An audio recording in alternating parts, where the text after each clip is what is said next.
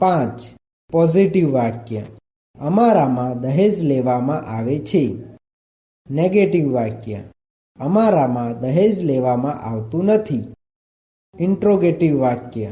શું અમારામાં દહેજ લેવામાં આવે છે?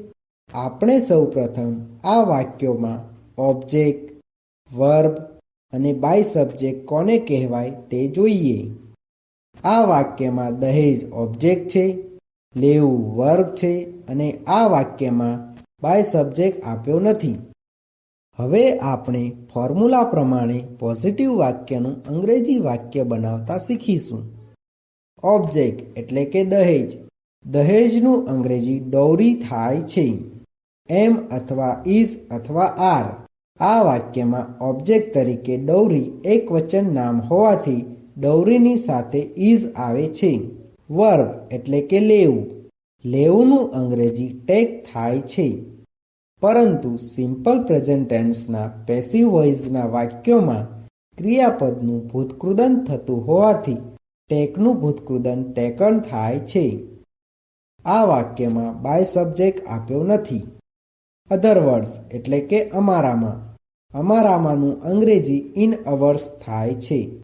આમ આ વાક્યનું અંગ્રેજી dowry is taken in ours એવું થાય છે. તેવી જ રીતે નેગેટિવ વાક્યનું અંગ્રેજી વાક્ય બનાવતા શીખીએ. ઓબ્જેક્ટ એટલે કે દહેજ. દહેજનું અંગ્રેજી ડૌરી થાય છે. એમ અથવા ઇઝ અથવા આર. આ વાક્યમાં ઓબ્જેક્ટ તરીકે ડૌરી એકવચન નામ હોવાથી ડૌરીની સાથે ઇઝ આવે છે. નોટનું નોટ. વર્બ એટલે કે લેવું. લેવુંનું અંગ્રેજી ટેક થાય છે.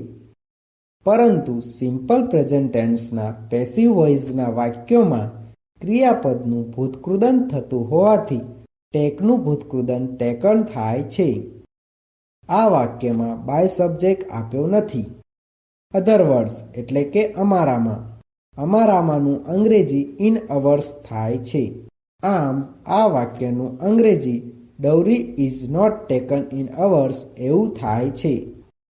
તેવી જ રીતે ઇન્ટ્રોગેટિવ વાક્યનું અંગ્રેજી વાક્ય બનાવતા શીખીએ.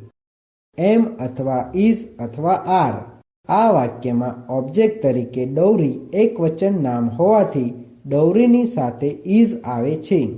ઓબ્જેક્ટ એટલે કે દહેજ. દહેજનું અંગ્રેજી ડૌરી થાય છે. વર્બ એટલે કે લેવું.